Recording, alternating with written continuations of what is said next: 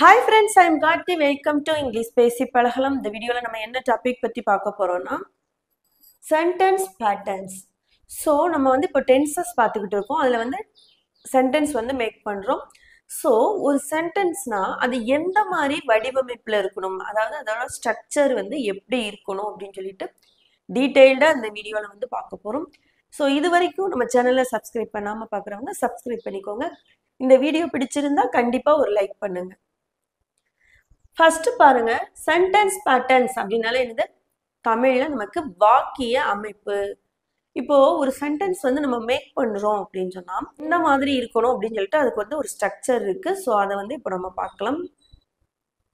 ஒரு சென்டென்ஸ் வந்து எப்படி அமையணும்னா இந்த மாதிரி தான் அமையணும். ஓகேவா? இப்போ ஃபர்ஸ்ட் சப்ஜெக்ட் அப்படின்னு சொல்லி சொன்னா என்னன்னு சொல்லிட்டு ஃபர்ஸ்ட் பார்க்கலாம். சப்ஜெக்ட் அப்படின்னா ஒரு செயலை வந்து செய்யக்கூடிய நபரை வந்து நம்ம குறிப்பிடுறது தான் வந்து சப்ஜெக்ட். இப்போ எக்ஸாம்பிள் பார்த்தீங்கன்னா ராமு ரீட்ஸ் அப்படின்னு சொல்லி வந்திருக்கு. ஸோ இதுல வந்து நமக்கு செயல் என்னது, ரீட்ஸ் அப்படின்றது தான் வந்து செயல். கரெக்டா? வாசிக்கிறான் அப்படின்னு சொல்லி சொல்லுவோம். ஸோ யார் வாசிக்கிறாங்க, அதாவது இந்த செயலை ரீட்ஸ் வாசிக்கிறது வந்து யார் வந்து வாசிக்கிறாங்க, அந்த நபரை மென்ஷன் பண்றதுதான் சப்ஜெக்ட். அப்போ ராமு ரீட்ஸ், அப்போ ராமு அப்படின்றவர் தான் சப்ஜெக்ட். உங்களுக்கு புரிஞ்சதா? சப்ஜெக்ட் அப்படின்னா என்னது, ஒரு செயலை செய்யக்கூடிய நபரை வந்து குறிப்பிடுறது, அதுதான் சப்ஜெக்ட். நெக்ஸ்ட் பாருங்க வெர்ப். வெர்ப் வந்து என்னன்னு சொல்லி பார்த்தீங்கன்னா ஒரு நபர் வந்து செய்யக்கூடிய செயலை வந்து குறிக்கிறது தான் வந்து வெர்ப். இப்போ எக்ஸாம்பிளுக்கு பார்த்தீங்கன்னா அவன் படிக்கிறான், அவன் தூங்குகிறான், அவன் விளையாடுகிறான், அவன் ஆடினான், அவன் ஓடினான், அவள் பாடினாள், அவர்கள் விளையாடினார்கள், அவர்கள் படித்தார்கள், அவர்கள் குதித்தார்கள், நாங்கள் பேசினோம். ஸோ இப்போ நான், அவன், அவர்கள் இப்படிலாம் என்னது சப்ஜெக்ட்னு சொல்லுவோம். ஸோ அந்த சப்ஜெக்ட் செய்த செயல் என்னது, படித்தான், தூங்கினான், விளையாடினான், ஓடினான், ஆடினான், பாடினான். ஸோ இதெல்லாம் வந்துதான் என்னது வெர்பு. அதாவது சப்ஜெக்ட் என்ன வேலை செய்யறாங்களோ, செயல் அப்படி இல்லைன்னா வேலை, அதுதான் வந்து நமக்கு வெர்ப் அப்படின்னு சொல்லி சொல்லுவோம். ஸோ வெர்ப் அப்படின்னா என்னது, ஒரு சப்ஜெக்ட் வந்து செய்யக்கூடிய ஒர்க்கு, அதுதான் வந்து நமக்கு வெர்ப். இப்ப பாருங்க, சில்ட்ரன்ஸ் பிளே கிரிக்கெட். இப்போ இதுல சில்ட்ரன்றது என்னது, நமக்கு சப்ஜெக்ட். கரெக்டா? பிளேஸ் அப்படின்னா என்னது, வெர்ப். ஏன் இங்க வெர்ப்னு சொல்றோம், குழந்தைகள் விளையாடினார்கள். அப்ப குழந்தைகள் என்ன பண்ணாங்க, விளையாடினார்கள். சோ ஒரு சப்ஜெக்ட் வந்து செய்யக்கூடிய வேலையவோ இல்ல செயலையோ நம்ம வந்து மென்ஷன் பண்றதுதான் வந்து வெர்ப். ஓகேவா? சப்ஜெக்ட தொடர்ந்து தான் வெர்ப் வந்து நமக்கு வரும். நெக்ஸ்ட் என்னது, நமக்கு ஆப்ஜெக்ட். ஆப்ஜெக்ட்னா என்னது, பொருள் அப்படின்னு சொல்லி சொல்லுவோம். ஆப்ஜெக்ட் அப்படின்னு சொல்றது என்னன்னு சொல்லி பார்க்கலாமா? ஒரு வாக்கியத்துல, அதாவது ஒரு சென்டென்ஸ்ல இருக்கிற வெர்பை வச்சு நம்ம கேள்வி கேட்கணும். என்ன கேள்வி கேட்கணும், யார், எதை அப்படின்ற கேள்வி கேட்டு அதுக்கு ஒரு ஆன்சர் வரும் பார்த்தீங்களா, அதுதான் வந்து நமக்கு ஆப்ஜெக்ட். ஒரு சென்டென்ஸ்ல வந்து நமக்கு ஆப்ஜெக்ட் வந்து இல்லாமலும் வரலாம். இப்போ எக்ஸாம்பிளுக்கு பாருங்க, ராமு ரீட்ஸ், இதுல ஆப்ஜெக்ட் கிடையாது. ஸோ இந்த மாதிரி நமக்கு ஆப்ஜெக்ட் இல்லாமலும் சென்டென்ஸ் வந்து மேக் பண்ண முடியும். ஆனா வடிவமைப்புன்னு வரும்போது ஃபர்ஸ்ட் சப்ஜெக்ட், வெர்ப், அதுக்கப்புறம் நமக்கு ஆப்ஜெக்ட் தான் வந்து வரணும். ஓகேவா? இப்ப இதை ரீட் பண்ணுங்க. They have elected Kala their leader அப்படின்னு சொல்லி இருக்கு. ஸோ இதுல என்னது, இது சப்ஜெக்ட். ஹேவ்ன்றது auxiliary verb. இப்போ அது நமக்கு தேவையில்லை. சப்ஜெக்ட் தொடர்ந்து தான், ஆனா எப்பயுமே ஆக்சிலரி வெர்பு வரும். அதுக்கப்புறமா மெயின் வெர்பு வரும். ஓகே, வெர்பு என்னது, எலெக்டட் அப்படின்றது வெர்பு. என்ன சொல்லியிருக்கோம், ஒரு சென்டென்ஸ்ல வெர்பை வச்சு யார் எதை அப்படின்றத கேள்வி கேட்கும் போது கிடைக்கிற ஆன்சர் தான் வந்து ஆப்ஜெக்ட் அப்படின்னு சொல்லியிருக்கிறோம். இங்க எலெக்டட் கொடுத்துருக்காங்க. எலெக்டட்னா என்ன மீனிங் நமக்கு தமிழ்ல, தேர்வு செய்தனர் அப்படின்னு சொல்லி அர்த்தம். ஓகேவா? அப்போ நம்ம என்ன கேள்வி கேட்கணும், யார் எதையும் கேள்வி கேட்போம். அப்போ இப்ப இந்த இடத்துல நம்ம என்ன கேள்வி கேட்போம், தேர்வு செய்தனர். அப்ப என்ன வரும் கேள்வி? யாரை தேர்வு செய்தனர் அப்படின்னு சொல்லி கேட்போம். இந்த வெர்பை வந்து நீங்க ஆன்சரா எடுத்துக்கோங்க. எடுத்துட்டு அதுக்கு கேள்வி கேட்கிறோம். என்ன கேள்வி கேட்போம்? தேர்வு செய்தனர் அப்படின்னு ஒருத்தவங்கிட்ட சொல்றோம் அப்படின்னா அப்ப என்ன கேட்பாங்க? யாரை தேர்வு செய்தனர்? அப்போ அதுக்கு ஆன்சர் என்னது? கலா அப்படின்றது தான் ஆன்சர். சோ இதுதான் வந்து நமக்கு என்னது? ஆப்ஜெக்ட். புரியுதா உங்களுக்கு? இப்ப நல்லா பாருங்க. வெர்பு ஒரு சென்டென்ஸ்ல வெர்பு வச்சு நம்ம யார் எதைன்னு கேள்வி கேட்கும்போது ஒரு ஆன்சர் கிடைக்கும் பார்த்தீங்களா? அதுதான் வந்து நமக்கு ஆப்ஜெக்ட். இப்போ நமக்கு ஆப்ஜெக்ட்லயே வந்து ரெண்டு வரும். ஒன்னு என்னதுன்னு சொல்லி பார்த்தீங்கன்னா டைரக்ட் ஆப்ஜெக்ட். ஆப்ஜெக்டை பொறுத்த வரைக்கும் நமக்கு ரெண்டு இருக்கு.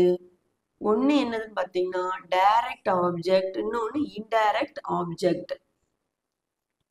இப்போ டைரக்ட் ஆப்ஜெக்ட் அப்படின்னா அதை வந்து நம்ம நேரடியா சொல்றது. இன்டைரக்ட் ஆப்ஜெக்ட் அப்படின்னா அது வந்து மறைமுகமா வந்து ஆப்ஜெக்ட் ஆகும். மறைமுக ஆப்ஜெக்ட். இப்போ எக்ஸாம்பிள் பாருங்க. he wrote me a letter ன்னு எழுதிக்கலாம். ஓகே, இப்போ இந்த சென்டென்ஸ் எடுத்துக்கலாம். he wrote me a letter. இப்போ ஹீன்றது என்னது? இதுல சப்ஜெக்ட் எழுதிடுவோம். wrote அப்படின்றது என்னது? வெர்ப் எழுதிடலாம். இப்போ என்ன சொல்லியிருக்கிறோம்? ஆப்ஜெக்ட் எப்படி கண்டுபிடிக்கணும்னு சொல்லியிருக்கிறோம். இந்த வெர்பை வச்சு நம்ம கேள்வி கேட்கும்போது அதுக்கு பதிலா வந்து வரணும். அதுதான் வந்து ஆப்ஜெக்ட்னு சொல்லியிருக்கோம். he wrote அப்படின்னா என்னது? அவன் எழுதினான். இப்போ பாருங்க, நம்ம ஃபர்ஸ்ட் வந்து இதை ஏன் வந்து இன்டைரக்ட் ஆப்ஜெக்ட் அப்படின்னு சொல்லி சொல்றோம் அப்படின்னா ஒரு சென்டென்ஸ்ல ஒரு வெர்பை வச்சு கேள்வி கேட்கும்போது யார் எதை அப்படின்றதுக்கு ஆன்சர் வர்றதும் நமக்கு ஆப்ஜெக்ட் அப்படின்னு தான் சொன்னோம். இப்போ he wrote அவன் எழுதினான். எழுதினான் வந்திருக்கு. எதை எழுதினான் அப்படின்ற போது a லெட்டர்னு வரும். யாருக்கு எழுதினான் அப்படின்னு சொல்லி கேட்கும் போது மீ வரும். ஸோ ரெண்டுமே ஆப்ஜெக்ட் தான். நமக்கு வந்து he wrote எழுதினான் அப்படின்றதுனால, எதை எழுதினான் அப்படின்றது கேட்கறதுனால இது வந்து டைரக்ட் ஆப்ஜெக்ட். இப்போ இன்னொரு சென்டென்ஸ் பாருங்க. a teacher thought. இப்போ இந்த சென்டென்ஸ் எடுத்துக்கோங்க. a teacher taught us grammar அப்படின்னு சொல்லி இருக்கு. a teacher அப்படின்றது என்னது? சப்ஜெக்ட். thought அப்படின்றது என்னது? வெர்பு. கரெக்டா? சோ இங்க வந்து a teacher taught ஆசிரியர் கற்பித்தார். அப்போ என்ன கேள்வி கேட்போம்? எதை கற்பித்தார்? அப்போ கிராமர் அப்படின்றதுதான், இலக்கணத்தை கற்பித்தார். அப்போ இதுதான் வந்து நமக்கு இந்த இடத்துல வந்திருக்கணும். பட் வந்து அந்த இடத்துல இருந்து அடுத்து நெக்ஸ்ட் வந்திருக்கிறதுனால இந்த கிராமர் அப்படின்றது நமக்கு டைரக்ட் ஆப்ஜெக்ட். இந்த as அப்படின்றது நமக்கு இன்டைரக்ட் ஆப்ஜெக்ட். இப்போ இதோட மீனிங் என்னது? டீச்சர் taught us grammar அப்படின்னா ஆசிரியர், us அப்படின்னா அனைவரும் அப்படின்னு சொல்லி அர்த்தம். ஆசிரியர் அனைவருக்கும் இலக்கணம் கற்பித்தார் அப்படின்னு சொல்லி சொல்லியிருக்கிறாங்க. ஸோ a teacher taught அப்படின்னா இப்போ நம்ம என்ன சொல்லியிருக்கோம்? ஆப்ஜெக்ட் எப்படி வரும்? ஒரு சென்டென்ஸ்ல ஒரு வெர்பை வச்சு கேள்வி கேட்கும் போது யார் எதை அப்படின்றதுக்கு பதிலா கிடைக்கிறது தான் வந்து ஆப்ஜெக்ட். ஆசிரியர் கற்பித்தார். எதை கற்பித்தார்? கிராமர். யாருக்கு கற்பித்தார்? as. எதை கற்பித்தார்னா இலக்கணத்தை கற்பித்தார் அப்படின்னு சொல்லுவோம். யாருக்கு கற்பித்தார்? அனைவருக்கும் கற்பித்தார். சோ as அப்படின்றது இங்க இன்டைரக்ட் ஆப்ஜெக்ட், கிராமர் அப்படின்றது டைரக்ட் ஆப்ஜெக்ட். ஸோ உங்களுக்கு இதுல கன்ஃபியூஷனே இருக்காதுன்னு நினைக்கிறேன். இப்போ நெக்ஸ்ட் வாங்க காம்ப்ளிமெண்ட் பத்தி பார்க்கலாம். காம்ப்ளிமெண்ட்னா என்னது? துணை சொல். அதை மென்ஷன் பண்ற சிம்பிள் சி. காம்ப்ளிமெண்ட் அப்படின்னா என்னன்னு சொல்லி பார்க்கலாமா? அதாவது ஒரு சென்டென்ஸ்ல வந்து எந்த சொல் வந்து இல்லாம அந்த சென்டென்ஸ் வந்து முழுமை அடையாதோ அதுதான் காம்ப்ளிமெண்ட். இந்த காம்ப்ளிமெண்ட் இல்ல, அதாவது ஒரு சென்டென்ஸ்ல வந்து எந்த வேர்ட் வந்து இல்லாம அந்த சென்டென்ஸ் கம்ப்ளீட் ஆகாதோ அதுதான் வந்து நமக்கு காம்ப்ளிமெண்ட் அப்படின்னு சொல்லி சொல்லுவோம். அதாவது துணை சொல். இது இல்லாம அந்த சென்டென்ஸ் வந்து கம்ப்ளீட் ஆகாது.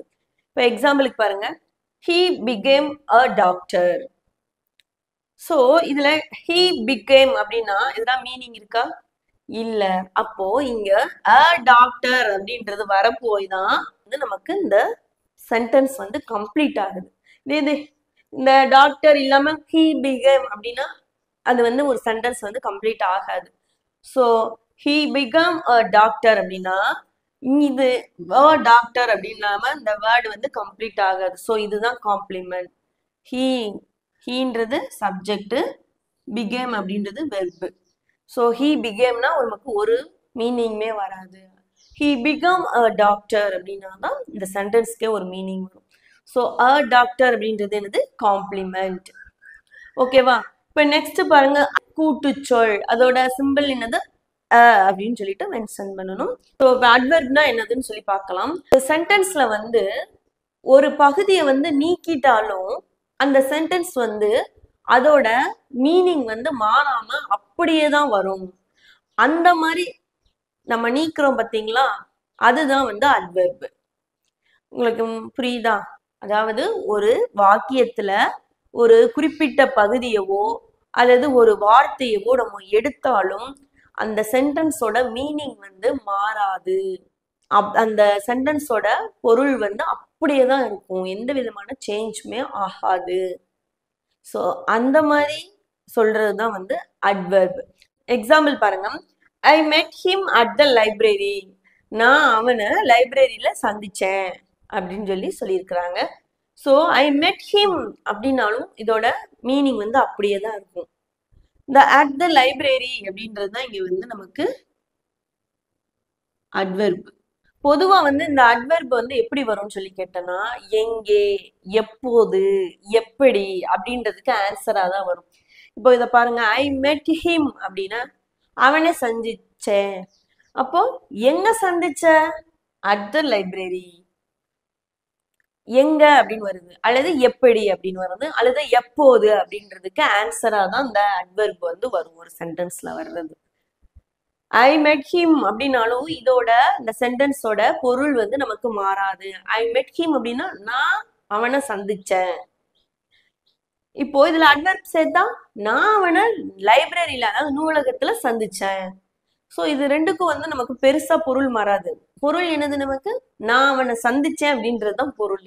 ஸோ இந்த சென்டென்ஸ்ல அட்வெர்பை வந்து நம்ம எடுத்துட்டாலும் அந்த சென்டென்ஸ் வந்து அதோட தன்மையில இருந்து மாறாது. சென்டென்ஸ் பேட்டர்ன் அப்படின்னு சொல்லி எடுத்துக்கிட்டீங்கன்னா, ஃபர்ஸ்ட் சப்ஜெக்ட் வரும், அதுக்கப்புறமா வெர்பு வரும், அதுக்கப்புறமா நமக்கு ஆப்ஜெக்ட் வரும். ஆப்ஜெக்ட்ல ரெண்டு பார்த்திருக்கோம். ஒன்னு என்னது? டைரக்ட் ஆப்ஜெக்ட், அப்புறமா இன்டைரக்ட் ஆப்ஜெக்ட். ஒன்னு ஆப்ஜெக்டாவும் நமக்கு சென்டென்ஸ்ல வரலாம். அப்படி இல்லை அப்படின்னா ஃபர்ஸ்ட் இன்டைரக்ட் ஆப்ஜெக்ட் வரும், அதுக்கப்புறம் தான் டைரக்ட் ஆப்ஜெக்ட் வரும். நெக்ஸ்ட் என்ன வரும்? காம்ப்ளிமெண்ட், அதுக்கப்புறமா அட்வெர்ப். ஸோ இது வந்து உங்களுக்கு என்ன விதமான கன்ஃபியூஷனுமே இருக்காதுன்னு நினைக்கிறேன். நம்ம இப்போ இதுல இருந்து சின்னதா ஒரு டெஸ்ட் பார்க்கலாம். இப்போ பாருங்க, நம்ம இதுக்கு எக்ஸாம்பிள்ஸ் பார்க்கலாமா? Banu reads a newspaper அப்படின்றது. இப்போ நம்ம பார்க்க போறது என்னன்னா, இதுல எது SVOCA அப்படின்னு சொல்லிட்டு பார்க்க போறோம். ஸோ இங்க என்ன இருக்கு? பானு. அப்ப பானுன்றது என்னது? சப்ஜெக்ட். நமக்கு ரீட்ஸ் அப்படின்னா என்னது? வெர்பு. என்ன வரணும்னு சொல்லியிருக்கோம்? ஆப்ஜெக்ட் இருக்கான்னு சொல்லி பார்க்கணும். இது ஆப்ஜெக்டா? இப்போ இதோட மீனிங் என்னது? பானு வாசித்தாள். அப்போ எதை வாசித்தாள்? செய்தித்தாளை. அப்போ ஒரு வெர்பை வச்சு நம்ம கேள்வி கேட்கும் போது யார், எதை ஆன்சர் வந்துச்சுன்னா அது வந்து நம்ம ஆப்ஜெக்ட்னு சொல்லியிருக்கோம். ஸோ பானு வாசித்தாள். எதை வாசித்தாள்? News paper. அப்போ இதுதான் நமக்கு ஆப்ஜெக்ட். ஓகேவா? நெக்ஸ்ட் பாருங்க, ஐ நோ சம்திங் ஆல்ரெடி. இப்போ ஐ அப்படின்றது என்னது? இதுல சப்ஜெக்ட். நோ அப்படின்றது என்னது? வெர்பு. ஐ நோ அப்படின்னா இங்க சம்திங் அப்படின்றது என்னது? நமக்கு ஆப்ஜெக்ட். ஏன் அப்படின்னா ஐ நோ அப்படின்னா எனக்கு தெரியும். அப்போ என்ன தெரியும் அப்படின்னு சொல்லிட்டு வருது. அப்போ இது வந்து நமக்கு ஆப்ஜெக்ட். இப்போ பாருங்க, ஐ நோ சம்திங் அப்படின்றதுலயே நமக்கு வந்து ஃபுல் மீனிங்கும் கிடைச்சிருது. இப்போ ஆல்ரெடி அப்படின்றது என்னது? ஆப்ஜெக்ட். நெக்ஸ்ட் பாருங்க, ஐ வில் கிவ் யூ ஃபுட். இங்க என்னது? சப்ஜெக்ட். இது நான் அப்பயே சொன்னேன், சப்ஜெக்ட் வில் அப்படின்றது ஆக்சிலரி வெர்பு. ஆக்சிலரி வெர்பு எப்போ எந்த இடத்துல வரும் அப்படின்னா சப்ஜெக்ட்டுக்கும் வெர்புக்கும் இடையில தான் ஆக்சிலரி வெர்பு வந்து வரும். ஸோ இங்க கிவ் அப்படின்றது என்னது நமக்கு வெர்பு.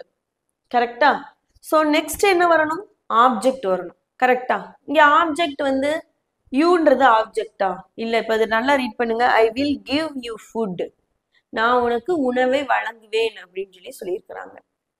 அப்போ கிவ் அப்படின்னா என்னது? கொடுக்கறது. கரெக்டா? அப்படி இல்லைன்னா வழங்குறது அப்படின்னு வச்சுக்கலாம். ஸோ கிவ் இதை வச்சு நம்ம கேள்வி கேட்கிறோம். யார் எதை கொடுப்ப நீ? ஃபுட்டை கொடுப்பேன் அப்படின்னு தான் பதில் சொல்லுவோம். ஆனா ஃபுட் அப்படின்றது என்ன வந்திருக்கணும்? நமக்கு இந்த இடத்துல வந்திருந்திருக்கணும். ஆனா ஃபுட் வந்து நமக்கு அந்த பிளேஸ்ல வராம அதுக்கு அடுத்த பிளேஸ்ல வந்ததுனால இது என்னது? நமக்கு டைரக்ட் ஆப்ஜெக்ட். இப்ப இதே வச்சு கேள்வி கேட்புங்க. ஃபுட்டு எதை கொடுப்ப அப்படின்னா ஃபுட்டு. யாருக்கு கொடுப்ப அப்படின்னா அது வந்து யூ, உனக்கு கொடுப்பேன். அப்போ இது வந்து இன்டைரக்ட் ஆப்ஜெக்ட். உங்களுக்கு அண்டர்ஸ்டாண்ட் ஆயிருக்கும்னு நினைக்கிறேன். எக்ஸாம்பிளே நான் டீடைலா சொன்னேன்.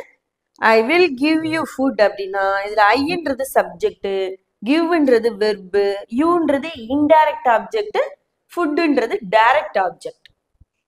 உங்களுக்கு அண்டர்ஸ்டாண்ட் ஆச்சா? நெக்ஸ்ட் பாருங்க. Today is my birthday. இங்க டுடே அப்படின்றது என்னது? சப்ஜெக்ட். இஸ் அப்படின்றது என்னது? வெர்பு. நீங்க ஆக்சிலரி வெர்பா அல்லது மெயின் வெர்பான்னு பார்க்க தேவையில்லை. இஸ் அப்படின்னா வெர்புன்னு நீங்க எடுத்துக்கோங்க. My birthday.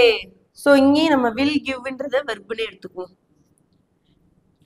அப்போ டுடே இஸ் அப்படின்னு சொன்னா எதனா மீனிங் வருதா? இல்ல. அதுல ஒரு சென்டென்ஸ்ல ஒரு மீனிங்குமே இல்லை. அப்போ எந்த ஒரு வாக்கியம், எந்த ஒரு வேர்டு இல்லாம அந்த சென்டென்ஸ் கம்ப்ளீட் ஆகாதோ அதை நம்ம என்ன சொல்லியிருக்கிறோம்? காம்ப்ளிமெண்ட். ஸோ மை பர்த்டே அப்படின்றது என்னது? நமக்கு காம்ப்ளிமெண்ட். டுடே அப்படின்னா சப்ஜெக்ட், இஸ் அப்படின்னா வெர்பு, மை பர்த்டே அப்படின்றது காம்ப்ளிமெண்ட். இப்போ நெக்ஸ்ட் பாருங்க. டாக் பாக்ஸ் அப்படின்னு இருக்கு. அது நாய் குறைக்கிறது. டாக் அப்படின்றது என்னது? சப்ஜெக்ட். பாக்ஸ் அப்படின்றது வெர்பு. ஸோ இப்போ பாருங்க எவ்வளோ ஈஸியா இருக்குன்னு சொல்லிட்டு இதே மாதிரி நீங்களும் நிறைய சென்டென்ஸ் வந்து எழுதிட்டு மறுபடியும் ட்ரை பண்ணி பார்த்துக்கிட்டே இருங்க. நீங்க நிறைய ப்ராக்டிஸ் பண்ணும்போது நம்மளால வந்து ஈஸியா வந்து என்ன அதுக்கு எது வரும்னு சொல்லிட்டு அண்டர்ஸ்டாண்ட் பண்ணிக்க முடியும். ஸோ இது வந்து சின்ன டாபிக் அப்படின்னு நினைக்காதீங்க. இது நம்மளால வந்து பேசிக். இதெல்லாம் வந்து இது தெரிஞ்சாதான் நம்மளால வந்து இங்கிலீஷ் வந்து பேசுறதுக்கு வந்து ஒரு கான்ஃபிடென்ட் வந்து நமக்கே கிடைக்கும். உங்களோட ஹோம்ஒர்க் என்னன்னு சொல்லி பாத்தீங்கன்னா எஸ்வி வச்சு ஒரு சென்டென்ஸ் மேக் பண்ணுங்க. SVIODO வச்சு ஒரு சென்டென்ஸ் மேக் பண்ணுங்க. SVC வச்சு ஒரு சென்டென்ஸ், SVOA வச்சு ஒரு சென்டென்ஸ், SVCA வச்சு ஒரு சென்டென்ஸ். இதுதான் உங்களோட ஹோம்ஒர்க். கண்டிப்பா எல்லாருமே வந்து கமெண்ட்ல வந்து ஆன்சர் பண்ணுங்க. சரியோ தப்போ மறுபடியும் நம்மளால ப்ராக்டிஸ் பண்ணிக்கிட்டே இருக்கிறப்பதான் வந்து ரொம்ப ஈஸியா வந்து இங்கிலீஷ் வந்து நமக்கு ஃப்ளூயண்டா கான்ஃபிடென்ட்டா பேச வரும். இங்கிலீஷ்ன்றது வந்து நமக்கு ஒரு லாங்குவேஜ் தான்.